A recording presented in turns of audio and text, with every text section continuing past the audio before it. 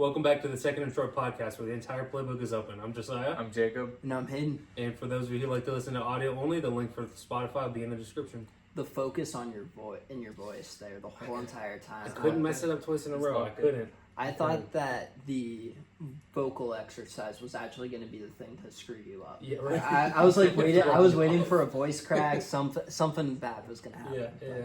Yeah. No. All right, so it's a little bit of a different setup. The parents are out of town visiting Christian. Congratulations, Christian, graduating from tech school. Thank you for your service. Yet happy Veterans Day, Yes. obviously. Veterans Day, was that yesterday? Or today? Yeah, yesterday. Yes, sir. I was getting my days mixed up. So, my parents are gone, which means the dogs are out. So, we'll see Bear and Scout. Right now, they're sleeping. That probably will not last. What do we The like? dogs are out. The dogs are out. Gosh. Oh. How you going? Are we a football? Are we a Yeah, football? for free, Are we a I don't know football if I'd be giving that podcast or out. feet finder? We're transitioning. Yeah. Listen, in this Feet economy, ball. you got to do what you got to do. Yeah, Sure. people. Yeah. Yeah. Football. So dogs are out. Eli's not here. Josie, you brought this up, and I love the idea. I have alluded to what I have coined. I have a few different catchphrases. The Hall of Very Good. There are 30 top 10 wide receivers in the NFL, and that's the one that we're going to be focusing on today. You really wanted to hone down because I think that you guys agree with my statement where there are roughly 25 to 30 guys with a case for the top 10 that can be attributed to, one, there are just lots of good wide receivers, but also kind of the benchmark for a really good wide receiver is the 1,000 yards mark. It's becoming increasingly easier to reach that 1,000 yards mark with how pass happy the league is, plus the 17th regular season game. So what we had, this is as simple as you can really get for an episode. All three of us, we came up with our own top 10 wide receiver list.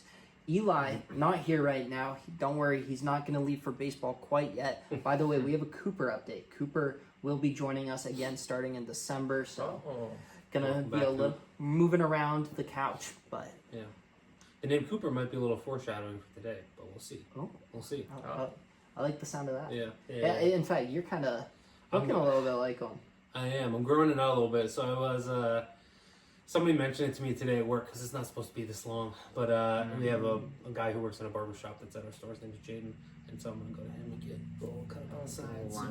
That's how I know it's been so long since I've worked at Chick-fil-A. I have no idea who you're talking about. Yep, exactly. My mom will actually say that. She's like, it's so weird. For the first time in 5 years, I'll walk into Chick-fil-A and there's a chance I don't know anybody who's working. Right. Like, and Yep. she's like, it's like off-putting for her because for so long, whether it was me, Christian, like, Well, she doesn't get free food if they don't know who she is.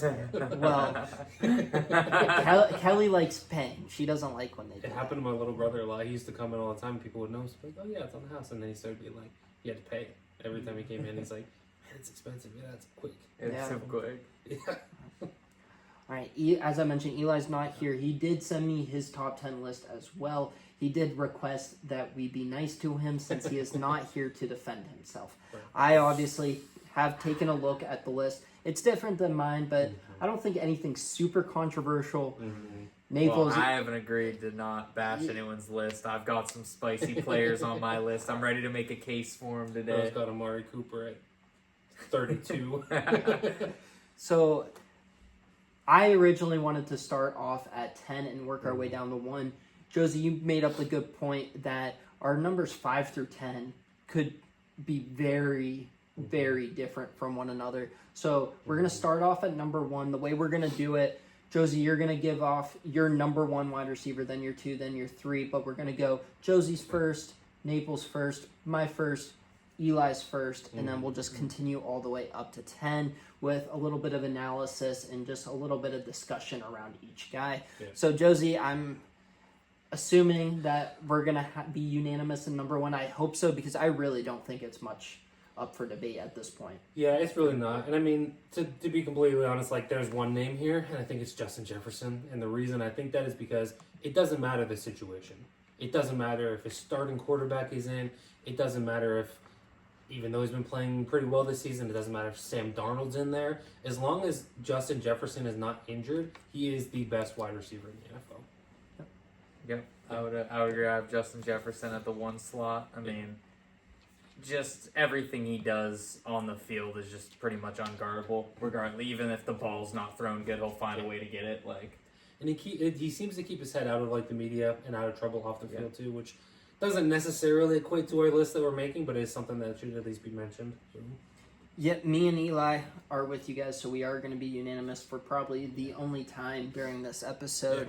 Last year, I stopped paying it, and I say stop paying attention to in hating terms. I still paid attention because it's the NFL, but the Vikings were very much off my radar once Kirk Cousins was hurt. Why? Because Kirk Cousins was magical. He was on his way to an MVP. The Vikings came back from an 0-2 record. He goes down. It was easy to forget about the Vikings.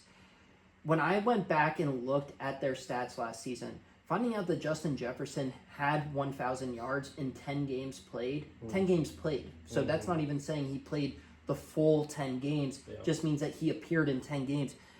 Just ridiculous. The dude is the best at pretty much any receiving category out there statistically. Just amazing. Justin Jefferson, Jay Jetta is number one. didn't he just break a record for or youngest to get? Was it catches or yards or something? Least games. I think it was least games played to get to. Yeah. I forget what the number is, something but like that. 7,000 receiving yards, something like that. He broke Based on his career, I think it's probably 7,000. Yeah, I think he broke Torrey Holt or someone. I think it was Torrey Holt or Isaac Bruce. It was one of the Rams guys that Would have had been it for Torrey him. Holt. Torrey Holt, yeah. Awesome. All right. So, once Easy again, number one. there's not too much to talk about there. Everybody knows Justin Jefferson is the number one guy. Number two, not going to be unanimous, I don't think, but there's really only one of two guys I think can go here. I think you could maybe slide a third guy's name into that, but I think that the two next guys are in a tier of their own, and I think that they're closer to each other than they are to the guy that I have at number 4. But I'm not going to get ahead of myself. I'm just going Who's to go your with number two? 2. Yep. My number 2 is A.J. Brown. Wow. Yeah. Okay. Okay. Yeah, so I don't hate it. It it was, All right, it go was ahead. very close between him and the guy that I had at 3. Actually, to be honest with you, I changed it like when I pulled up. Because on the drive here, I was thinking about it. I was like, yes, you shouldn't count like injury time and things like that against people, but like Jamar and Burrow have hardly been on the field at the same Getting time. a little ahead of yourself into your number 3, aren't Oh, I you? did. I'm sorry. I Yeah. said. You're I'm good, sorry. you're I'm sorry. good. But what I'm getting at is the fact that like A.J. Brown, regardless of where he's been at, whether it's in Philadelphia or it's in Tennessee, he hasn't got the same amount of targets as these other top guys that we're going to mention. Another guy who will probably come up in this list at some point is a target hog over in with the Cowboys, who gets target after target after target, right? So when you're looking at a guy like A.J. Brown who makes a ton of big splash plays with very little targets compared to what these other guys are getting, I mean, he's super efficient. He catches just about everything. His size should not be able to move as fast as he does. He's very agile for his size. Like, he's strong. He high points the ball. He does everything. As a Steelers fan, was it last year or the year before when he had 3 receiving touchdowns on Pittsburgh in a single game? It was Pickett's rookie year, I think. Yeah, I mean, he's just a monster. Again, He's good. him and number 3 were very close to each other, but I went with A.J. Brown personally. All right. I did not go with AJ Brown as my number 2. Who knows if he'll be on my list or not? I got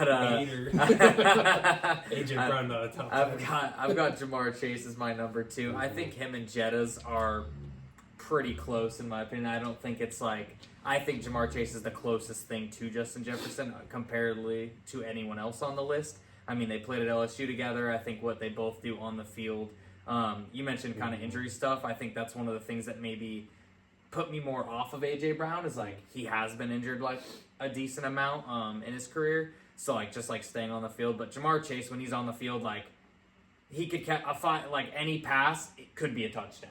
And like he just showed that the other night too against the Ravens. Like no one could guard him. Yeah, their secondary is not great, but like the great players take advantage of that. And like he put up 260 yards or something crazy like that, 3 touchdowns. Like That's his third 250 plus yard receiving. yeah, game in like his career, I think. he's an absolute monster, and I think like he has a good chance at Offensive Player of the Year just as much as Derrick Henry does, as Barkley does, as any of these other guys. Like if the Bengals are gonna stay competitive and make a run here at the end, like I think most of us do, like Jamar Chase is gonna be a big part of that. So, Yeah. that's where I got him. I agree with you, Naples. Jamar is my number 2. Since stepping onto the football field in the NFL, he's been a top 5 wide receiver.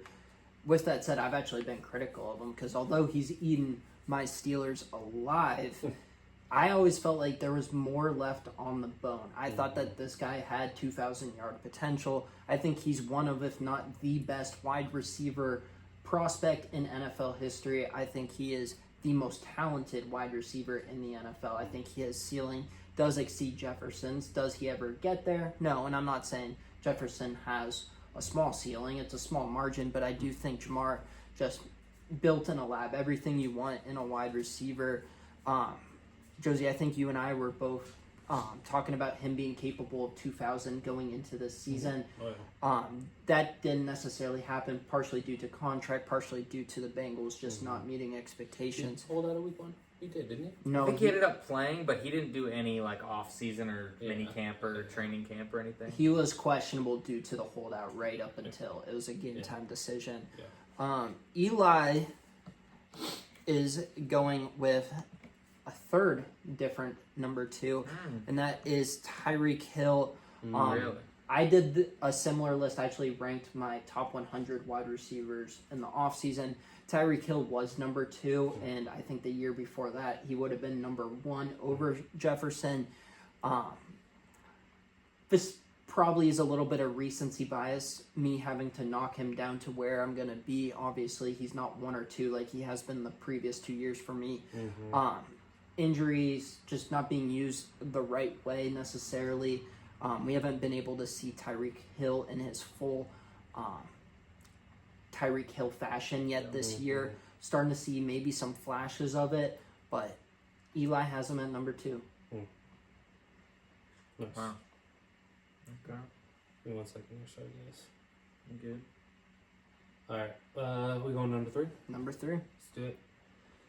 So for now, my number 3, I kind of alluded to it already a little bit with my last argument there. Alluded to it. Alluded He said to it. it. I said the guy's I name. hinted at it a little bit. Again, these guys are super close for me. I don't think that it's any disrespect to Ja'Marr, obviously is the guy who's going to be here, to put him at 3 in my mind because they are probably, in my mind, 2 of the closest people on this list, in my opinion. I think that Ja'Marr, like you guys mentioned, I mean, you guys sang his praises. There's not much else I can say other than what you guys said there. Like, I think that the thing for me is that we haven't seen the full extent of what he can be for like an extended period of time. So like we've seen his flashes of the Chiefs in his, I think it was his rookie season or his second year where he had 250 and 3 touchdowns. And then we just saw this happen again where he had 264 and 3 touchdowns. And like, we've seen these flashes of like, okay, this guy is an animal. He's the best. He's the best there is. But over a sustained period of time, it's like, it seems like it's him or it's Burrow or it's something happening where like there's some external factor that holds him back from being the point that he can be at, that we all know that he can be at. And so for that reason, that's why I had him at 3. Okay. My number 3, he kind of caught some flack. I don't know what it was really on. Yeah, he caught some flack from Josie a little earlier, but I'm gonna go with CeeDee Lamb. CeeDee Lamb, I think, is easily, like, you can make a case he's one of the better or best route runner in the league. Like, he's, I mean, all these guys that we mentioned are top 10. They're all amazing wide receivers, right? So it's not like, oh, I put one over the other and I think the other one's garbage, right? But I just think what CeeDee Lamb does for the Cowboys offense and what he does, like, just with, like, his motions, being able to, like, run across the field and then get back to the other side so quick, his change of direction, and then, like, obviously his big play potential, like, is right up there with a lot of the other guys, and he's able to do a lot of damage in the slot and at the X, which I think some of the other guys, maybe they just scheme-wise, but they don't do as much, like, in the slot, so, like, just, like, doing those, being more versatile, I think is why I have him at the number 3. For my number 3, I kind of talked about it already, but Tyreek Hill, and what I'm about to say, I don't even know if I should, but because hypotheticals are hypotheticals. They shouldn't necessarily be brought up, but Tyreek Hill doesn't look like he's slowing down. Even when he loses half a step, so what? He's still probably going to be the fastest wide receiver in the NFL. Did he give up a chance to be in the GOAT conversation when he left the Chiefs? When you look at the Super Bowls, because there are 2 things that make Jerry Rice pretty much untouchable as the GOAT wide receiver. And honestly, one of, if not the GOAT football player. And that is longevity. The dude was a top-notch wide receiver 20 years into his career. And then the second thing is the Super Bowls. I actually thought Antonio Brown, if he would have stayed with Pittsburgh, would have had a chance to rival the numbers, not the Super Bowls. Tyreek Hill... He had 4. Jerry had 4. Jerry had 4, yes. Yeah. Like, do the Chiefs win the last 2 Super Bowls without Tyreek Hill? You can make the argument, no, they don't, because that was a part of Patrick Mahomes' development, not always looking for the deep shot, becoming a pocket passer, reading the defense rather than just slinging it. But also, could they have won the last 2 Super Bowls with Tyreek Hill? I also would say yes. So I don't want to get too much into it, but it is kind of an interesting conversation, maybe for a different date. He is my number 3, though. Yeah. What's that? Who do Eli have at 3? Yeah, I'm looking. Eli's number 3 was Jamar. Which Jamar? Yeah. Okay. So me and him just flip-flopped our 2s and 3s. Yeah, look at me and him, both having Jamar at 3. Number 4? Number 4. All right, number 4. So, again, kind of alluded to this guy earlier, and Naples thinks I threw shade at him for some reason. I'm having him at 4 on this list. He's a target hog. Listen, he is. He's And always that's open. That's not hate. I agree. Look, He's the always dude open. coming in. I'll say this. Yeah, go ahead. And once at Naples, I think you said it great. Like, and it's impossible because no matter what we say, it's going to come across as shade. Yeah. But there's nobody else on that offense. Yeah. Who else is going to get the football? Jake Ferguson's the enough. next best player, and he's a tight end. There's 0 running game. So Cooks that's is on already an going to hour. give you a ton of targets. Yeah. Like- That's not our, and at the end of his career. Yeah. If we're being honest. Like, It's a target merchant. And once again, CeeDee Lamb's a very good wide receiver, and my rankings will reflect what I just said. Yeah. But, like, yeah. we have to... It's a detriment to him, but also it's a plus in terms of his numbers that there's nobody else on the offense to get the football. Yeah. I agree. And that's the thing is like when I say target hog, what I mean is he gets more targets than these other guys is what it is. Okay. He's not necessarily I don't know him, I don't know the situation. He's probably not in Dax. You're saying I need 12 targets a game. They need Maybe those he friends is. up. I don't know. But at the same time it's like is it his fault that he gets 12 targets a game? No. Dak has nobody else to throw the ball to. Yeah. The Cowboys are going to throw the ball at least 35 times a game, if not more. Probably like 40 as an average. Yeah. And like he is the guy. He is the number 1. He makes the catches. I still remember from his combine where he made that ridiculous backhand one-handed grab, jumping like 3 feet in the air up to get it. Like just an absolutely ridiculous. He's a freak. He's always open. Like I mean, what else can you say about him? He gets the receptions, but he also gets the yards. You know, he's not getting 146 receptions for 6 yards a catch like Michael Thomas. You know, he's taking it to the house. He's getting 45-yard receptions. I think last year he had a 95-yard touchdown, if I remember like correctly. that, probably. Something like during the season. Like the dude, he does everything, and he does everything really well. I just think that compared to the guys that I have above him in the top 3, like I think I'm not even sure what it is, but he's missing something that they have. Yeah. I think one thing that would also kind of play more into him being like a little better is like he's the only guy on that offense. The defense knows that, and yet he still gets open and he's still making plays. And it's and not to like and not a shade at Jamar Chase because obviously I have him as my number 2, right? It's a lot easier to like get open and make plays when the defense has to worry about T. Higgins, when they have to worry about these other guys like Justin Jefferson. Like they have to worry about Hawkinson, Jordan Addison. Like if they're lining up and they're like, okay, we're gonna double you the whole game and throw safety support your way all game, and you're still getting open, like there's got to be something to like, okay, you're just an absolute animal out there. Like they can't cover you no matter what they do. Oh yeah. So. Agreed. Who's your 4? So my number 4, I don't know if he's going to be as high on your guys' lists, Uh-oh. but this is a guy I love. I think Josie likes this guy a little bit too, you know. I think I know who it is. But Nico Collins. Yes, sir. Nico Collins, let me tell you, if you're going to be a guy where if you're removed from the offense and the offense no longer works, you've got to be a pretty like amazing wide receiver. And like you look at last year, what did he put up? 1,500? Did he get to 15? Did he get 13, 14? 1350, I So think. he had a really good year and like is really good in the red zone and just like he is a lot taller than some of the other guys and yet moves the exact same. It's like his ability to get open and just like make those tough catches, and then like obviously big play potential, something like with all these guys that they do, like, and just like him actually getting like some actual quarterback help, like has kind of highlighted some of his like ability on the football field, like with CJ Stroud, and like you can tell that they miss him. Like him being on IR is like devastated that offense. Like he's what makes them work, and like he's a guy I really like, so I got him at the 4 slot.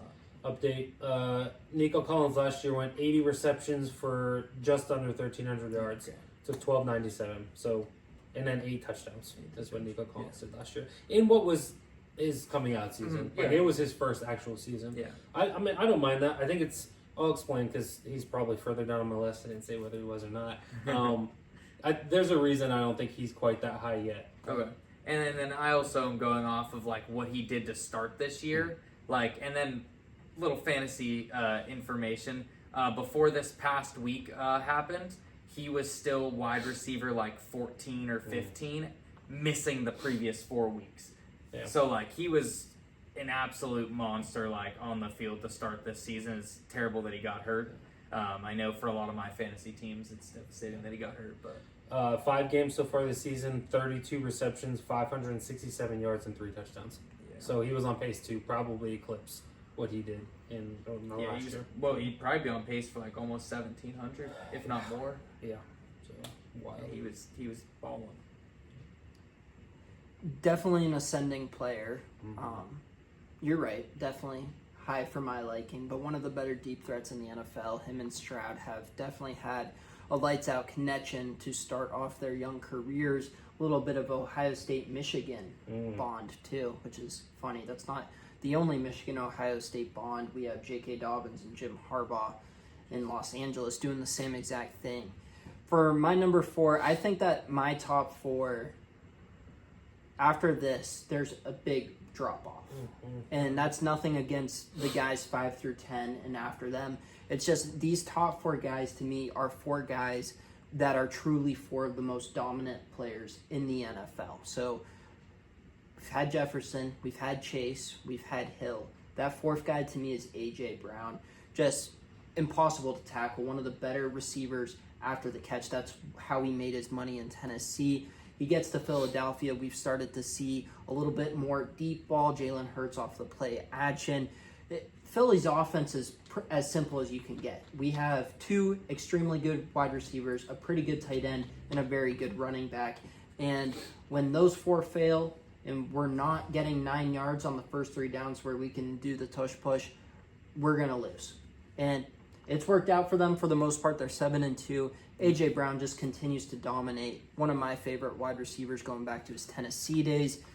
Mike Vrabel, you saw the disgust on his face when they traded him, and he was right. John Robinson was wrong. A.J. Brown's my number 4. I like it. Yeah. The only reason I don't have him higher on my list, I will tease that he is on my list, but I'm not so sure he's the best receiver on his team. Devontae Smith is pretty darn good. I'm just kidding. I think A.J. Brown's better than him, but I do. I love Devontae Smith. But I do think A.J. Brown does have some limitations that the guys that I do have above him do not have, as far as just like his route running and like ability to like get open when it really matters. Like a lot of his stuff is just streaks or fades going down the sideline. Like he does catch slants and make plays after the catch, but like I think a lot of these other guys have just more natural ability to like get open and feel the field a little better. Based on that, you better not have DK above AJ Brown because DK is literally what you just explained. You could have been talking about DK. I don't know. All right, we ready for number 5? well, Eli's number 4 yeah. was C.D. Lamb. Yeah. Look at us. We had 3 and 4 the same. Not you. Yeah, and 1. We have 1, 1, 3, and 4 all the same. He just had. He doesn't have AJ He Brown had, as high. he had Tyreek at 2 and AJ Brown. I had AJ Brown. All right, I do want to just say one last thing about A.J. Brown. I looked up, this is week 1 just because it was the first one, but week 1 of this year, A.J. Brown's route tree versus Devontae Smith's route tree, and Devontae Smith's were All streaks. streaks or drags, He's a deep threat. Like that's. and then A.J. Brown was all over the field running everything. So I will combat Naples a little bit on A.J. Brown's limitations. Was those like just where he ran or where he caught passes? It's both. Both, It yeah. depends on the color of the line. Yeah. Oh, okay. Yeah. But So go that ahead. all the ones that you saw on the screen were all of his routes. Oh, But then like the different colors are the catches, okay. the miss, Incompletes, the, the non-targets. Not many catches in the middle of the field. yeah, that's Goddard. Yeah, I think that's one of the things too. I think that like it depends on what the same thing could go for Jefferson, where it's like yes, he catches in the middle field. He also has T.J. Hawkinson. Yeah. He also has I don't know, Johnny Munt. Addison's over there. Johnny. I did throw a Johnny Munt. Good All right. pull. Good pull. Number 5. Number They do 5. have All right. N'Keal Harry, I think, on that roster. Moved to tight end, I think. If he's Did still he on. really? He moved to tight end. He's on their practice He squad. I is don't know if they'll actually be- on the Seahawks. Oh, he's on the Seahawks now? Yeah, Alright, so think I know he was on the Vikings practice squad. But Naples, right? He is officially a tight end. Yeah. Who is it? Sorry, real quick thought. Who is that? He's the number 2 wide receiver in Carolina behind Kelvin Benjamin, and he moved to tight end. Funches. Funches, Devin Devin Funches. I really wanted to see him like play tight end. Funches. Like he get was Funches. fast. He Dorial was Green back agile. home. Yeah. Kelvin Benjamin moved to tight end too, didn't he? Jordan Matthews. Yeah. Hey, you get a little too big, you got to go to tight end. Darren Waller. Mm. Mm-hmm. All right, cool. Anyway, moving on to number Anyway. 5. Moving Okay. on to Shout number out 5. Becca. You got to find Yes. So number 5 for me was Tyreek.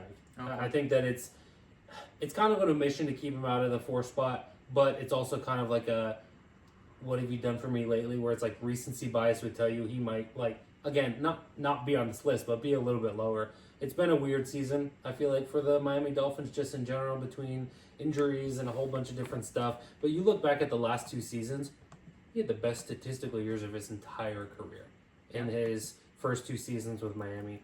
Last year in Miami, he played 16 games. He had 119 receptions and 1,800 receiving yards in 16 games. He had almost identical stats. Yeah. Here. Yeah. That's actually crazy. 119 Yeah. exactly back-to-back years. And then in 2022, like Mabel's just alluded to, he had 119 catches, same number. He had 17-10, but he had an additional game that season. So last year, you could argue in 2023 was better because the numbers are better, and he played in 1 less game.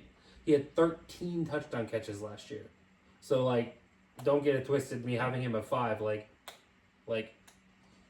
it's kind of like one of that LeBron situation where like people wait for the fall off to come and it never really comes. Like, who knows what's going to happen the rest of this season and moving into next year if Tyreek decides to play again. But like, I would assume if he plays a whole season next year and everybody's healthy, he has another 1,500 yard receiving season. Like, he doesn't seem to be slowing down. He's the best deep threat in the entire league. He's still probably the fastest guy in the league. Like again, don't get it twisted. Like, he is very. He might even deserve to be above 5 on my list, but that's where I have him at. It's also how long does he want to keep on playing and how long. Like Terrell Owens ran into this problem. He ran out of teams before he ran out of talent. Can Tyreek Hill stay out of trouble? And he has not been a model citizen going back to his Oklahoma State days. Whoa. What? What He's right. He's correct. Yeah. What are you talking He's about? correct. No, he's... Which of the 3 What do you domestic mean? violence cases? Alright. Dude, he was getting assaulted by the police like a few weeks ago. Like he's the one getting Did you attacked. see the video of the cops? Okay. Okay. Okay, good. All right, let's move on. Okay. He's the one getting All right. attacked. Okay. Yeah, okay. All right, buddy. Watch the video. Um. We'll link the video in the I did watch description. that. I did watch the video. Oh, jeez. But also, Demonetized. yeah, he has alluded to, and this is not going off the model citizen because I don't judge. This is more going off of the how long does he want to play football. He has referenced wanting to go into the adult film industry. Oh, I did remember As, that actually. With the codename Cheetah. So he has other interests. He was doing a podcast. I don't know if that's still going. But so we will see. I do think that there's a chance that this is one of those cases similar to Antonio Brown, where the teams run out before the talent. Yeah. So All right. At my 5 slot, I've got a guy here that I really like. You know, I think he's definitely one of these ascending players, and he ain't going nowhere. I've got the sun god, Amon-Ra St. Brown. I like it. I think he's a very polished and complete receiver. Maybe he doesn't have the, like, Jamar Chase, Justin Jefferson, like, aura about him, but he can get you 9 for 130 and a touchdown or 2 any given Sunday. Like, And like one of the things that I really like about Amon-Ra is like he's not afraid to like go like take those big hits, like make those tough catches across the middle of the field. His route running is also like A1, like it's at the top. Like even just that third down, like the Lions got at the game the other night against Houston. He runs a little pivot route, goes up, does like a little double move, 3rd and 6, completely blows away from the guy. That I think that there's like not a lot of receivers that can do that, especially like in our top list. Like that's just like not what they do, which is fine. Like everyone has like their strengths and weaknesses, but I think his ability to just be open, like he's that third down reliable guy too. Like he does it all. And, like he's a player I really love watching. He's the most athletic tight end and the smallest tight end in the NFL. Yeah. So. No, I love Amon-Ra. I love Amon-Ra's dad. Going back to the receiver series on Netflix, his grit and work ethic definitely shows up where his physical limitations arise, whether that be his stature, whether that be just overall athleticism. This is not a guy that's running a sub 4.4. Yeah. What's his height? He's 5'10". No, he's tall? no, he's. 5'10" tops. I was gonna say He's I don't think he's that. tiny. I don't think he's Thought it that was. tall. Thought it was like 5. He's not 6 foot. Thought it was like 5'11". Josie, can Could be you shorter. I'm look that looking up for me? I have too many tabs open. You're good. No, I love the St. Browns though. He's 6 foot. He's listed He's as 6 6 foot foot? flat. Really? 6 foot 202. I didn't think he was that tall. Yeah, he's a I'll be little honest. taller. Interesting. You know who's another one? Sorry, real quick. No, That will you're surprise you. Is Khalil Shakir 6 foot? That does surprise He me. he strikes me as like a 5'10", Shifty 5'9", Cole Beasley type guy. like slot receiver, but he's 6 foot. So. So before I go and round off my top 5, I do want to remind you guys I have a steep drop off from my top 4. I think my top 4 are game changers, the most impactful players at their position. They can take over any game at any time, no matter who the quarterback is. Number 5, this is the guy who I would have had at number 5 last year, and I would have grouped him in with this category. He still might be, but age has become a factor, and it's just been a weird year for him. You mentioned that with Tyreek Hill. It's been an even weirder year for this guy, and that is Davante Adams for me. Another guy who, when you look at the production and the numbers that he's produced just the last 4 years, we're talking about 100 catch season after 100 catch season, almost 1,500 yards every single year, other than last year where he had a down year with 1,100 yards. And Jimmy G and Aiden O'Connell throwing the football. Touchdowns are there. Route running's there. Yak is there. Just Davante Adams has been dominant. We've seen flashes. Him and Aaron Rodgers haven't necessarily been able to get back on the same page that they were in Green Bay. But Davante Adams, I still think is dominant. He stays at my number 5 spot. And then for Elijah, Eli has one of Naples' other favorite wide receivers, Garrett Wilson, as his Ooh. top 5. So Wow. At 5. Eli's I like with that. Eli and Naples both with one kind of hot take in their top 5. Josie, I think ours are kind of more chalk. We had different guys in different orders, but Right. nothing super debatable with you two, obviously. Garrett Wilson, an interesting one, just kind of, I don't want to speak for Eli, but he hasn't had the ideal quarterback situation. Zach Wilson has not been it for him, Fair. but he's still found a way to produce. Yeah, He so has still putting up 1,000 with like those guys. Yeah. has one Which of the is- best catches Yeah. that we've seen in recent memory just 1,000 this in year. 1,000 yards in every season so far, right? Yep, this is Yeah. his 3rd year, I believe. 3rd or Sounds 4th. right. I'll look it up, but either way. I believe it's Yeah. 3rd, but yep. So those are our top 5. While Josie looks that up, let's just recap our top 5s. So for my top 5s, I had Justin Jefferson at number 1, Jamar Chase at number 2, Tyreek Hill at number 3, AJ Brown at number 4, and Davante Adams at number 5. Eli had number 1 Justin Jefferson, 2 Tyreek, 3 Jamar, 4 Lamb, 5 Garrett Wilson. Naples. I had Justin Jefferson, then Jamar Chase, CeeDee Lamb, Nico Collins, and the Sun God, Amon-Ra St. Brown. My top 5 were Jettas, AJ Brown, Jamar Chase, CeeDee Lamb, Tyreek Hill. And then real quick update on that. This is Garrett Wilson's 3rd year. He went 1103, 1042. He's currently already at 704. So he So will, he is well on his way to his best season so far. barring injury, he Yes. will more than hit that mark. Yeah. His yards per reception is at an all-time low though, which is interesting. Yeah, they've been running a lot of short stuff this year. They haven't But he been already throwing has- the ball on the field too much. He already has 65 receptions, and in his rookie season, he only had 83. He went 83 for 1,100, and currently he's at 65 for 700. And he has more touchdowns than he had in either of those 2 Yeah, years. he's already at the career high in touchdowns. So, Josie, before we get to 6, I want you to remind me why we're doing this episode again. Why we're doing this specific episode? So we're doing this episode because there are 30 top 10 wide receivers. Yep. And Everybody's a top 10 wide receiver nowadays. so we've gone through our top 5. Mm-hmm. And I think our point has already been proven Mm-hmm. because somebody that was in one of your guys' top 5s is not in my top 10. Both of us already had this person. One of you guys. One of us. So, I mean, it couldn't be AJ Brown. My guess is it's a AJ Brown was 4 for me. So, That's right. Yeah, Yeah. Nico. So, we can all guess it's going to Yeah. come out. But, like, But I think that just like proves the point because even though I don't agree with that one take, like I do think that he has an argument to be in the top 10, and he's top 5 for one of you guys, and he's not even in my top 10. He's one of my honorable mentions. I would have him at like 12 or 13. Yeah. So just crazy. We're gonna get to number 6. This is where the conversation starts to get juicy. Alright. Obviously, we have a couple guys in each other's top 5s that we have not named yet, so there is going to be a little bit of repeat. But we're also going to be looking at some new guys, so maybe a little bit more debate. Josie, hit it off with your number 6. So this is kind of what you were just talking about with yours with the fall off. I think this is my last before in my mind there's a bit of a fall off. So this guy is, I mean, he's already been mentioned. We even just mentioned him a second ago. It's Amon-Ra.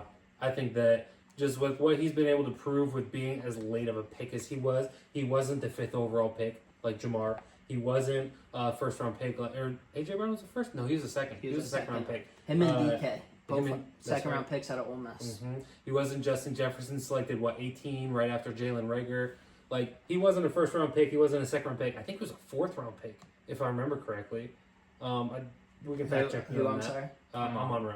Monroe was a 4th. He was a 4th round pick. Yeah, and there were 13 receivers taken before him, including Diami Brown and like a whole bunch. I don't know if you've seen the video of him listing it off, but it's like, dude, that's too many. Like, we get it, you're a dog, but like, you don't need to remember. You don't even remember 13 wide receivers' names just because, like, I think all he's done since he's been there is prove it. He's got great hands. He's gonna catch everything.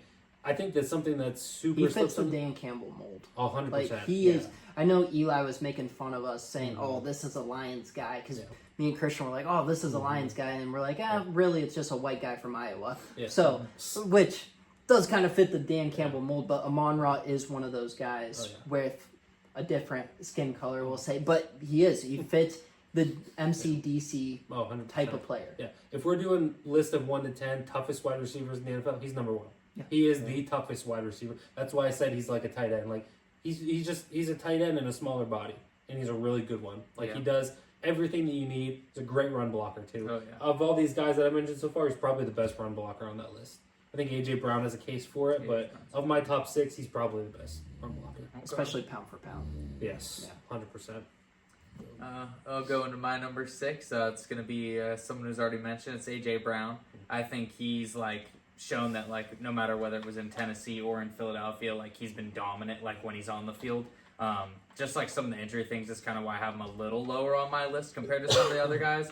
And it's kind of like recency too. Like, you know, the NFL kind of resets every year almost. Like you got to look at what are you doing now because it could change. Like you could literally go from having a really great year to never being able to get back there. So like just taking some of those things into account, and then just like with what he's been able to do with Philly, with Jalen Hurts, and then with what he's done, what he did with Tannehill, like taking some of his body of work into account, like he's a dog. Like I know like the Titans were like thinking, oh, we can get another AJ Brown. We'll just draft Treylon Burks. Looks the exact same type of body, same type of physique, gonna do the same things. Didn't work out because AJ Brown's just a special type of receiver. You're not just gonna pick that off a tree. Like you're not just gonna re-pick that. So it's kind of mentioning another L from the Titans front office. Yeah. Just throw another jab at him. Yeah.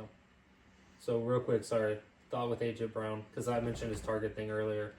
The only times in his career that he's gone over 106 targets, so basically like 100 targets, anytime he's gone over that, he has had 1,500 receiving yards in both those seasons. He had 11 touchdowns and 7 touchdowns.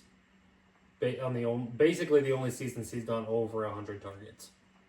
Except for 2021. Yeah, I mean, Well, it's 105 and okay. 106, but like Yeah. I was rounding down to 100. So No, I mean like But yeah, he he didn't eclipse 1,000 yards. That he year. does a lot with not as many targets Yeah, as the other guys. yeah, Like he's a lot of big plays too. Gets down the field. the other guys in the NFL, looking at these targets, are the receptions that they get Mm-hmm. in order to get to these numbers, and he does it with that amount of targets. So. Oh, yeah. We'll skip over my 6 for now just because Eli's number 6 was AJ Brown. So at this point, all 4 of us have put AJ Brown in our list. So AJ Brown is a unanimous top 6 wide receiver of the Second and Short podcast. My number 6 is actually the only one out of our 4 number 6s who has not been brought up yet. And this one is probably, doing a quick look. Yeah, I would say this one's probably my hottest take on my list. Mike Evans. He is not. Oh, Sorry, I think I know. sorry, I know Dave. my That's a number guess. is, though. You do. I definitely do. Yeah, you because this. I was gonna get to this whenever I potentially get to his name, but like this kind of started this whole conversation because you and Casey thought this was a super hot take. If this is I the don't guy I'm know if thinking of, maybe Oh, not. maybe Now, okay. now I'm intrigued. So this guy is basically another quarterback on the field. I think he fits into every single offense in the NFL. And I don't say that lately. I kind of similar to Amon Ra, the work ethic.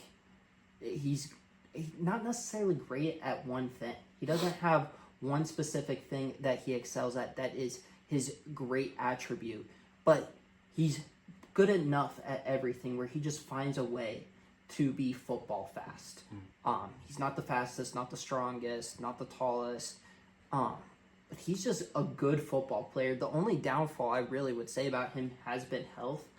And my number 6 wide receiver in the NFL is Cooper Kupp.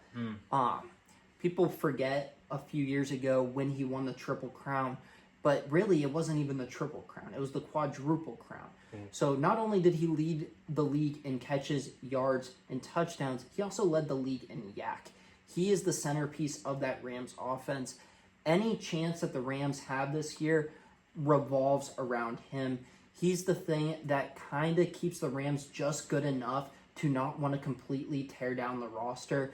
Him and Matthew Stafford have a great connection. More importantly, though, I think him and Sean McVay have a perfect connection.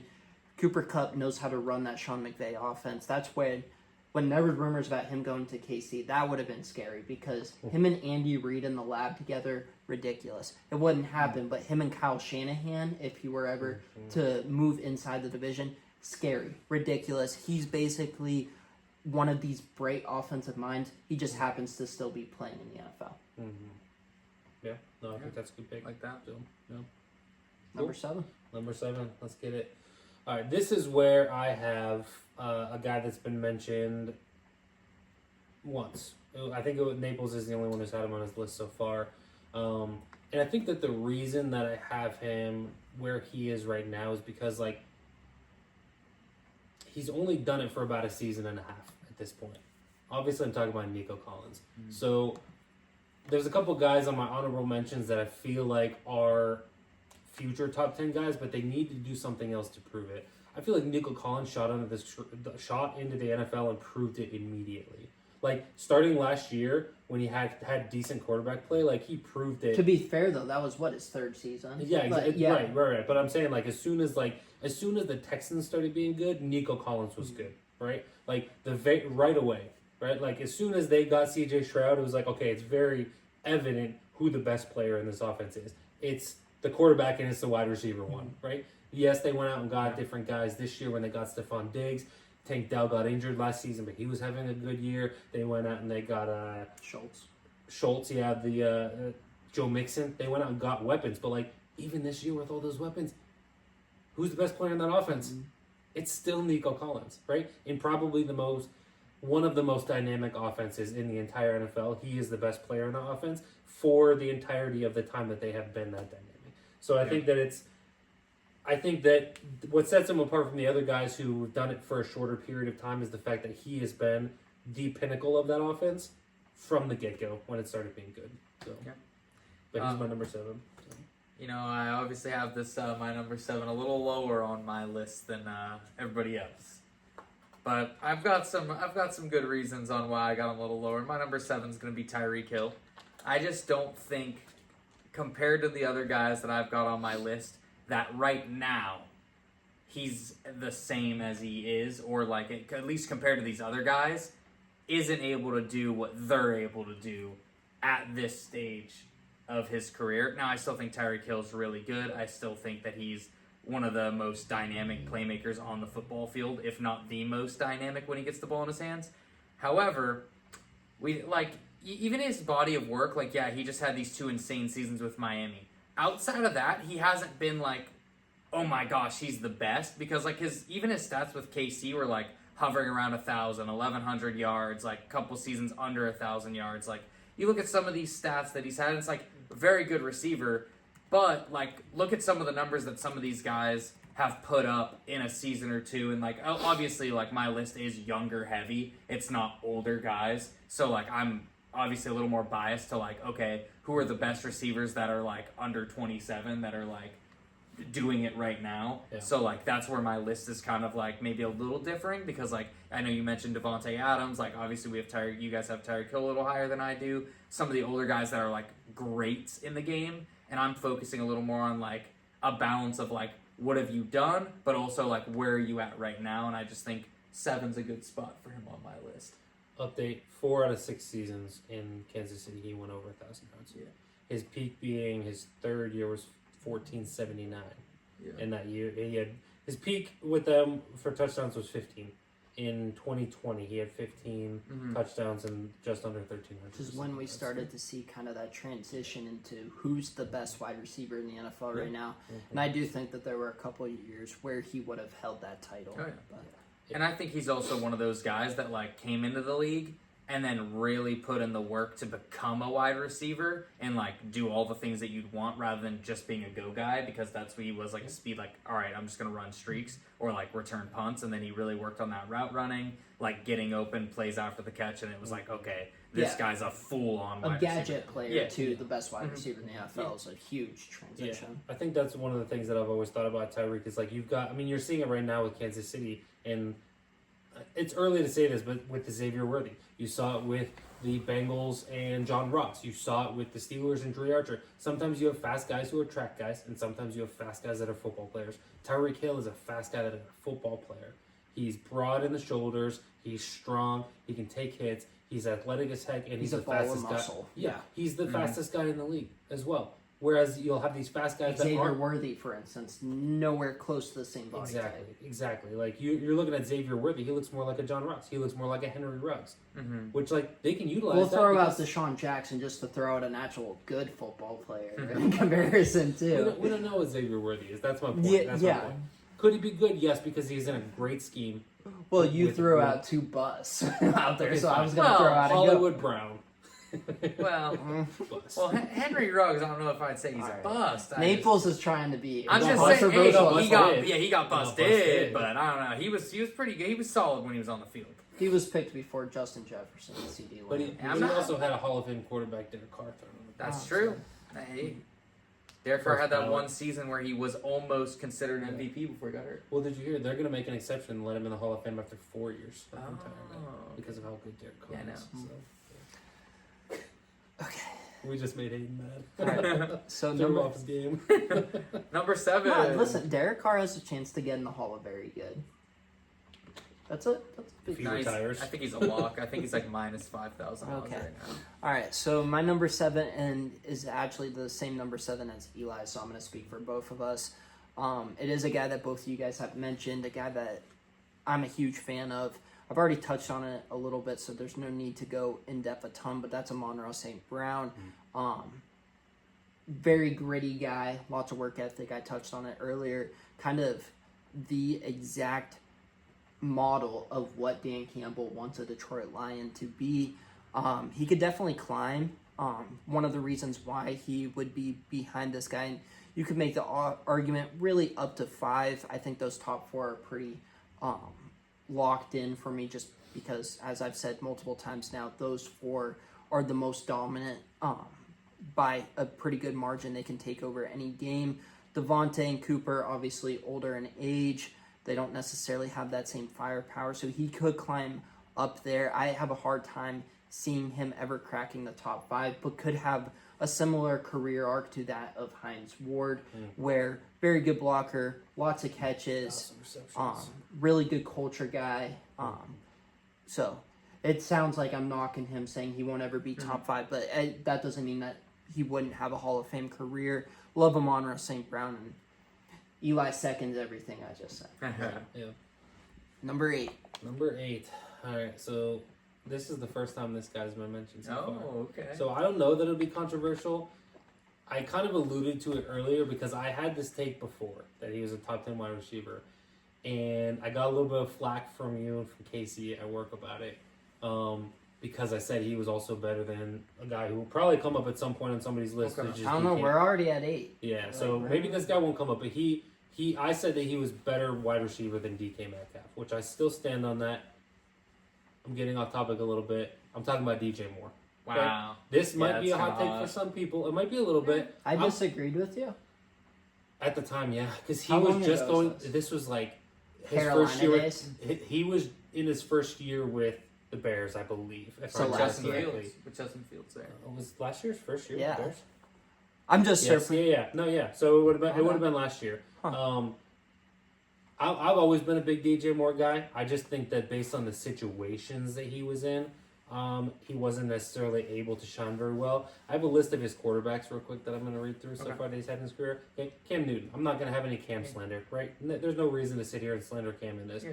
Cam had ups, Cam had downs. It okay? came at the end of his When career. when you boil it down to the brass tacks, the Carolina Panthers have never had a back-to-back winning season in the history of their franchise. Where like they've gone 15-1 in Cam's MVP season. They went to the Super Bowl, they lost it. The next year they went 8-9 and or whatever it was, 8-8, whatever. Mm-hmm.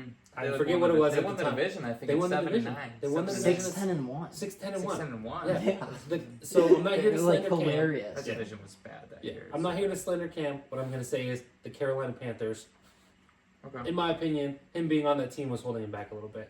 Going down this list a little further, Taylor Heineke, Kyle Allen, Will Greer, Teddy Bridgewater, Sam Darnold, Caleb Williams. Listen, I'm also gonna Kyle throw out- Allen was I was very gonna good say, with the I don't see Panthers. Justin Fields on that list. I was gonna but say I was we'll gonna see. throw out Justin Fields and Tyson Bagent. I think also threw him the ball. Well, I was a gonna say little bit, Justin too. Fields had a 5 or 6 game stretch with DJ Moore there last Yes. year where they were really good together. There was a game. Well, I know DJ this Moore because- was good. Yeah. Justin Fields Yeah, just I having don't to know get why rid you're of the ball. throwing shade at Justin Fields. Justin Fields is still. I don't know why he doesn't think he's a good quarterback. As a DJ Moore fantasy owner, yes, he had a game last year where he went 8 for 4 210 touchdowns. in 4 touchdowns or Yeah. something. And a fifth one insane. should have been called. They Yes. said that he stepped Yeah. out and he didn't. Yes. Yeah. So all that to say, DJ Moore, looking at his career, he has gone over 1,000 yards 5 times. Sorry, 4 times in 6 years, if you don't count this year so far. Again, which is very similar to what Tyreek did in Kansas City. I'm not making a comparison Yeah. between the two. Then you look at like his touchdown numbers; they've never been great. He was the number 2 for quite a bit. I feel like in Carolina, but Who was his the la- one? Yeah, who's what's the that? one? Calvin Benjamin was there for a while. Wasn't Steve For- Smith there at the beginning? of Not the for DJ. Well, I keep talking because Calvin there. Benjamin was because I 2018? think I remember. Do you remember that video Kelvin Benjamin where could have been Steve there, Smith came up to Cam Newton? He's like, "You see this guy right here on my fantasy squad? He's DJ Moore." He's like, "Should I start him this week?" He's like, "I don't know because I have guys that I can start over." Like DJ Moore's standing there right next Yeah, to I remember. Yeah. Keep on talking. I'm curious Yeah, because there okay. was another like relevant wide Funchess receiver. was there too at the time. I think that it was somebody better than that, but I forget. Just Yeah, sorry. He keep was on the talking. number 2 Ted for a Ginn while. was there at one point. Yeah, he was definitely the number 2. Greg Olson was there. So Hmm. maybe like if you look at that, When CMC he was drafted in there. 2018. Mm-hmm. Yes, 2018. So like you had CMC, you had Greg Olson, you had a mix between Calvin Benjamin and Devin Funchess. So like at any time he was the second, third target in the offense, right? So all that to say, I think DJ Moore has done a lot to prove in these last couple of years that he is a top 10 wide receiver, and I have been on that train for a while now, and I will stay on that train because I think that he produces anywhere he goes, even in bad organizations. Look at the teams he's played for: Carolina and Chicago. And yes, I understand that he went to Chicago and then doubled down on it by signing an extension. But it's that's his own. I don't know. See, there's a lot. Maybe we'll talk about it after we all go through our top 10. I can think of like 5 or 6 guys like off the top of my head, that after the people we've named that I'd have over DJ Moore, like at least. I don't know. I have him at 8, and I think that's where I would have him. I would never have him higher than that right now, but I just think that he does everything you need. He's a great route runner. He gets open. He takes it to the house. He has good hands. Like, again, take this year out of it. Take him walking off the field in the middle of a play, frustrating me. Don't get me wrong. And I'm not even on the team. Take that out of it because, again, it's not a recency bias thing. I think DJ Moore is the top receiver. At my number 8, it's a guy you haven't mentioned that I would put way above DJ Moore, and that's Garrett Wilson. And you talk about where he's been, the quarterbacks he's had throwing to him, the stats he's been able to put up. Hall of Famer. I think Garrett Wilson's done a lot more than DJ Moore has, and obviously a shorter amount of time. But like as far as the quarterback play, like pretty similar in terms of like how bad it's been. So Malik Neighbors is in your top 10. Maybe we'll see. We'll see. But because Garrett Daniel Jones is the worst quarterback. I don't disagree with that. But what I'm saying is like Garrett Wilson is like just what he brings to the table compared to DJ Moore. I think is like he just does a lot more for you at receiver. I just don't think DJ Moore is like has that full route tree available to him. Naples, Based you gotta on what quit I've seen. saying stuff like that Based because on what I I've will seen. pull up the record. Well, okay, you can run routes, but are you getting open running those routes? Yeah. Are you able to do those things? I haven't seen it. Are you watching Bears games? Yeah. Duh, Bears. I woke up to Bears watch- fans are watching Bears We're games. not What are you watching talking Bears about? Buddy, I woke up to watch the Giants, Panthers, and Oh, Germany. I'm jeez. watching all the games. But Red Zone doesn't count as watching the game. No, I'm not watching I've Red had Zone. Like games. I'll. How often are the Bears on TV where you're sitting down and watching? I have the ticket. And you're watching the Bears or are you watching the Browns? I don't even watch the They're Browns all- every week. Sometimes I You don't watch switch. the Browns every week? Not this year. Okay. All right. Deshaun Watson's about to hit his prime though. If he comes, he's gonna come back. Yeah. This Achilles. But yeah, I'll click through the games. Sometimes I'll watch that. Like if the Bears are playing someone, like I want to see Caleb Williams. I want to see what they're doing. Like that's interesting to Well, me. clicking through isn't like, Okay, and how many highlights of DJ Moore do I get on my feeds? None. But he stinks. Stinks. Oh. No, I'm just kidding. He doesn't stink. Oh. But I think you just having, lost some rapport there. having him in your top 10 over some of these other guys, I think is crazy. I think Garrett Wilson still has some proving to do. That's Okay. where I'm at on he the hasn't team. So. played 3 full seasons. Okay. Very good. I don't have a problem with Yeah, he's in a top 10, He's but he's also oh, spoiler alert. Garrett Wilson's in my honorable mentions, so I don't hate it. he's I in don't mine hate as it. well. Yeah, He's in there. yes, So that's the thing. I don't hate it. And he's in Eli. He's like, what, 6 for Eli? he is. Yeah, so I think... The guy who watches college football and doesn't really watch it. Yeah, the guy who will watch Oh, a all Penn right, State all right, let's not, rerun. sorry, No, let's no say- Eli slander. all right, let's No not Eli throw slander. strays at Eli. Because that got real quick to where we all Listen, I was surprised because he does hate Ohio State. Yeah. So I was That must- surprised. that must he's, tell you- he's like me with the Steelers. Hey. He's realistic. Hey, that must tell you how good Garrett Wilson is if you got the Ohio State haters putting him at He number 6. rewatched the Ohio State Penn State game on Sunday instead of watching the NFL. So Mm. if we're gonna throw around Eli like he's some prophet of the NFL, will hold back. Josie, do you mind if I share mine and Eli's 8, and then I also share my 9? Kind of No, switch no, up the Yeah, order. you're good. So starting off with my number 8, I don't think you guys realized I didn't include this guy yet. I'll let you guys think and marinate because I haven't. He was much higher on both of your lists, Right, especially CD Lamb. CD Lamb's my number That's him, 8. I guess. I think he could be higher. The production is insane. Going back to last season, the one thing, and kind of similar to Amon-Ra, I would be fine with moving him up as high as 5. I don't think he can crack the top 4 just off of my whole impact thing that I don't know, the over-under was 3.5 on how many times I mentioned the impact. The over would have hit a while ago. Yeah. But just, I want a guy who can take the top off defense. I'm not sure Cup, St. Brown, or Lamb can do that on a consistent basis. A.J. Brown, Tyreek Hill, Jamar Chase, and Justin Jefferson routinely do.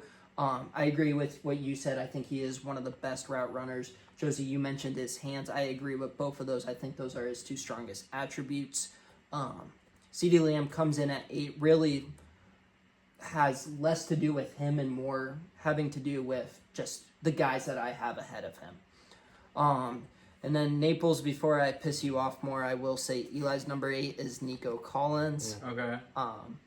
Why? Who's your number 9? My number 9 is DJ Moore. Oh my gosh. I think That's DJ crazy. Moore is extremely impactful. I actually have watched a lot of Bears games because I have DJ Moore on my fantasy team for my big league the last 2 years. This year, and I would have had him higher. Going Hold on, not to interrupt you, but me watching a Bears game is inconceivable. But you over here saying that you're watching Bear games like it's normal. My life revolves around Sundays and watching TV. It's Same. pathetic. I've got like 2 TVs set up like in my living room every Sunday watching the games, and my phone and my iPad. I'll be playing my Xbox on my phone on a game, iPad on a game. Well, another wait, TV what game. was that? You're playing your Xbox? Yeah, as well. I'm doing it all. Nah, you're playing your Xbox. You're not focused. You're not. I'm So, dialed in. real quick update. You mentioned CD not taking the top off like these other guys, which I agree with. But looking up their 40-yard dash times, CD ran a 4.51. So as far as I know, you're big on like corners and wide receivers need to run sub 4.4. For corners, I'm Yeah. very strict on. Yeah. For wide receivers, I disagree because Game they're. speed can be a little. Yes, exactly. Which Like is just- yeah. Amon-Ra might be a 4.6. Like Yeah, I don't know what it's I can look that up in a second. But Justin Jefferson ran a 4.43. Jamar Chase didn't run at the combine. he's sub 4.4. He ran a unofficial 4.3 at LSU's Yeah. pro day. So, and then you said Amon-Ra. I can look that up. Yeah, and Cut's another guy where I would say 4.5s, 4.51. early 4.5s is where I want a wide receiver to be at the worst. Obviously, what is it? Unofficial Amon-Ra's 4.51. That's what he ran at his pro day for USC. 4.67 is what was reported. Yeah, and I'm not surprised That's by that. wild.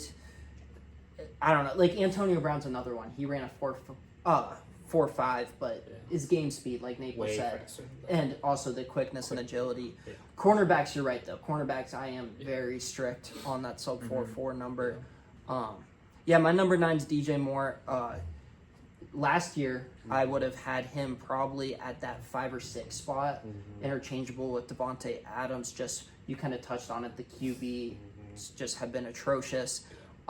This year, honestly, if we were to make this list, and we talked about the criteria a little bit beforehand, kind of a mix of the 2024 season, but also just in general. If we were going straight off of the 2024 season, he would not be on my list. So this is kind of the happy middle where coming into the year, he would have been my 5, my 6.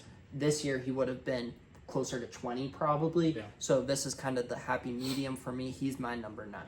Yeah, I think you kind of touched on it with this season thing. Like, he seemed to be very unhappy. I think he wants to win, I think is what it boils down to, and I think that's some of the frustration you're seeing from him. I wouldn't be surprised if the Bears go under 500. I wouldn't be surprised if he gets traded for some draft capital in this offseason before the draft. I mean, I am It's one of curious those with the things he cap might- situations, though, the Yeah. cap consequences with him just signing this He summer. just signed, yeah. Yeah. But, like, I just see... I don't think he's ever been a diva You basically don't his wanna be. entire career. But, like, I think that at this point, like, he might try to force his way out of Chicago this offseason. But we'll see. If they're under 500... If they're, like, 9-8, maybe not. But, like, if they're 8-9, like, I know there's not a big difference between those two records. But I feel like going under 500 is just, like... I think he's just sick of losing. And my to be honest with you. caveat to any team that wants him, and the Steelers would be a team who wants him, especially if Justin Fields is retained, how much do you have to give up? Because, once again, the whole point of this exercise that we're doing, there are a lot of these guys who have an argument to be a top 10 wide receiver. So if you're going to be giving up a high 2 or a 1, is it worth it? Yeah. However, the other side of that argument is, yeah, it might be worth it because guess what? Those draft picks don't always pan out and turn into guys like DJ Moore. You mentioned the Traylon Burks example. So there is a side of both arguments. Yeah. I am definitely more on the conservative side when making, bless you, these trades. Yeah. So I think it could end up being like an AJ Brown type thing where it's on draft day. If like say the Steelers are picking at 26, right? let's say that Emeka Egbuka's gone and the kid from Texas that everybody's Isaiah Bond, let's say he's gone too, that everybody's mocking the Steelers. If there's not a receiver that you think is better than DJ Moore at that spot, why not trade that pick for DJ? Well, for Chicago, I don't think it they'd makes have to a give lot up of sense. I was gonna say I don't even think they'd have to give up a one. If you have a receiver who like doesn't want to be there and is like quote unquote forcing your way out, like you could see like I think at a least a third. two. I was gonna say you could see either a late two or even a third. Like if the team He's still young enough. I yeah, would he's say. still young, but I mean some of that situational where it's like a team knows that like you have to trade him, like he's not gonna play for you anymore, like kind of forces your DJ hand. Moore's still only 27. So Yeah. I know that only 27 to say about these wide receivers that are killing it at 22 and 23. Yeah, but that's But, like, still he's- like. he's But part that's of one of the your reasons why we have Yeah. so many wide receivers. You can play really well late into your 30s. Devontae Adams is my 5th rated wide receiver despite being old. It's like But- he's DJ Moore could still have 4 seasons left of being elite. Yeah. Who's Eli's 9? Eli's a 9. That's a great question, actually. All right, so Eli's 9 is another one of your favorites, Naples. A guy that we have not mentioned yet. And this is when Eli's list does start to vary a lot. Well, I think 9 and 10 for all of us might be a little. Wait, I agree. Yeah. Marvin Harrison Jr. Wow. Wow. So he had 3 Ohio State guys already, right? No, it's 2, right? Just I or is remember. it just Wilson and Marvin Harrison? Yeah, and I remember the other. I think you're counting Nico Collins just because it's kind of that Texan. He's I in know that that, Naples yeah. fandom umbrella. So. But no, and to be honest, I don't know if Harrison's going to show up on either of yours. I'm assuming not on Josie's by his reaction. I was a little surprised he's top 10. He was, yeah. but he's in my honorable mentions. And when we're done with our top 10s, we're already over an hour, so we'll probably see. But like there are a lot of guys where I really had to think about it. Marvin Harrison and Eli's number 10 are both guys that came up on my list of honorable mentions. So I can roll on. I was gonna this say, my why don't number you 9. go 9 and then I'll Yeah. snake. I'll go 9, Yeah. 10, and then we can go back around no, for for 10s. sure. For my number 9, it's also a guy that has not been mentioned. I think he's really started to like find his own in this offense. I think he's finally getting a lot of the. Not a lot. No, I think he's. me and Naples. Can are I, gonna have- before I you think- say his name, can I guess who it is? Yeah. You can finish what you're Oh, saying. I just was- before you oh, say okay, his I was name. saying- I think he's- we'll I guess think he's- together. We'll do a 3-2. Oh, okay. I think he's finally starting to like get the targets and the like work and actual like prioritization in this offense that you're starting to see how good he actually is. I really hope we're on the same wave. rather We than know like who it is. you know, maybe the last year or two he hasn't exactly been put in. Year or 2 threw me off a little bit. Oh. I'm not overthinking it. Okay. I stopped listening. I'm 3, so 2, confident. 1. Hold on. So we'll go. I guarantee you, we'll- neither of you are gonna get it. We'll go 3, 2, 1, and then Okay.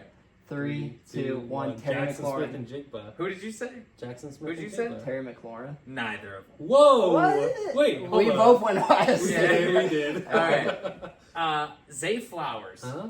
Okay, what he's doing right now in Baltimore's offense, I really like Zay Flowers come out of the draft. I think he's also another guy that's like route running is like right up there with some of the best.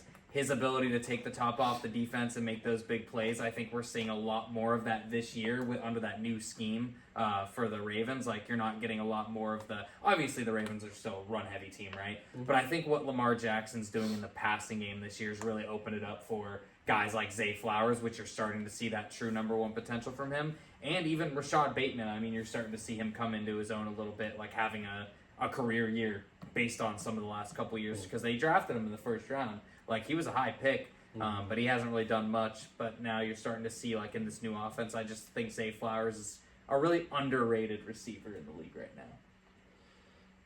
Yeah, No. no, I don't disagree with the pick. I just think that like, and this isn't a slight. I think that Yeah. your list is like 2027 top 10. And does it make sense? Yeah, Like, well, in I think- yeah, 2027, well, 'cause this I- is It's going to be more the of a top forecast. 10. Yeah, well, because Yeah. it is my It's not shade yeah. thrown at you. Yeah, I think we all had a little bit different approach. Yeah. Like I took a lot more of okay, this last year or two, what I think you will be, and then like the last sprinkle was like okay, maybe body of work as a whole. Almost like rather if you're a than, like- GM, Yeah. who are the top Yeah. 10 guys you would take? Yeah. Because as a guy who has Zay Flowers in a dynasty league, who every time I start him, he has an absolute dud of a game, and then whenever I bench him, he goes off for 20 points. Like there's frustration on that side of it. But we know how good he's gonna be. Yeah. Do you remember who my comp was for him coming out of the draft? Go ahead. No problem. Antonio Brown. Just the route running, the catches, He's just strong for his insane after the size catch. and his Yeah. stature. Yeah, I still remember there was a play either in his rookie season or in his rookie preseason where he just like broke 3 tackles and slammed his body through 2 defenders for a touchdown. And it's like you saw in that moment, you're like, okay, this guy can be good. I will say the least experienced guy on my top 10 is in his 4th year in the NFL. So Yeah, I definitely I think- valued a little bit of longevity. Yeah, I think mine's the same. Where like, And that guy was Jamar Chase, I believe. exactly. So I think I'm in the same boat. All right, so I'll go with my number 9. Unless you want to add something to Naples. no, the Antonio Brown comment Yeah. was Yeah, sounds good. So my number 9 is a guy who's done this now for quite a while, who is a borderline Hall of Famer. A lot of people would argue he is a Hall of Famer for sure. shout out David. Shout out David. We're talking about Mike Evans, Yep. a guy who's gone over 1,000 yards in every single year of his career. Again, recency bias might keep him off some people's list just based on the fact that he's injured right now. I think he's supposed to be coming back.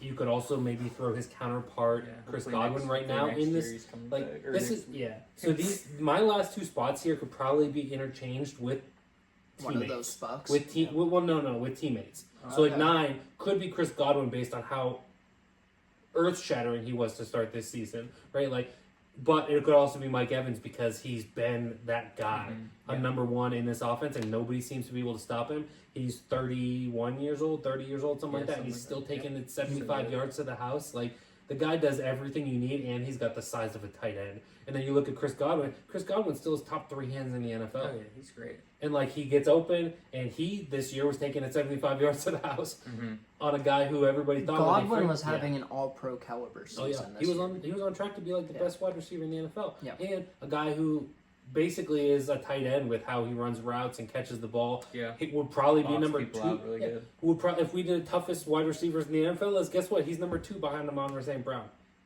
Who he's just, I mean, he's an absolute dog. He was taking it 75, like I said, to the house, which is something we haven't necessarily seen from him. He's been more of a slot catch it. underneath, Yeah, exactly. So a good counterpart. Yeah, so to make Mike sure you're Evans. not picking Godwin at 9, it is Mike Evans.